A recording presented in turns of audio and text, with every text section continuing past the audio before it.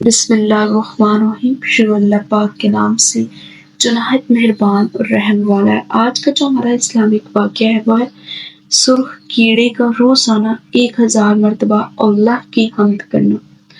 حضرت داؤد علیہ السلام اپنے حجرے میں بیٹھے زبور پڑھ رہے تھے، دیکھا کہ مٹی میں سے ایک سرخ کیڑا نکلا۔ انہوں نے اپنے دل میں ہی کہا کہ اس کیڑے کو اللہ تعالیٰ نے کس بات کے لیے بنایا؟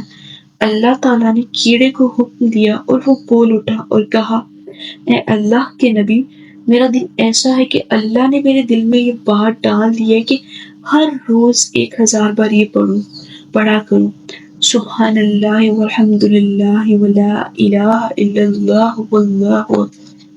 اللہ پاک ہے اور اللہ کی حمد ہے اور اللہ کے بغیر کوئی معبود نہیں اور اللہ سب سے بڑا ہے۔ اور میری ہر شب اس طرح گزرتی ہے کہ رات کو میرے اندر اللہ تعالیٰ نے یہ بات ڈال دی ہے کہ ہر شب کو 1000 بار پڑھو، اللہم صلی علی محمد النبی الامی وآل آل وصحابہ وسلم۔ اے اللہ، حضرت محمد نبی صلی اللہ علیہ وسلم پر رحمت فرما اور آپ کی آل پر۔ سبحان اللہ۔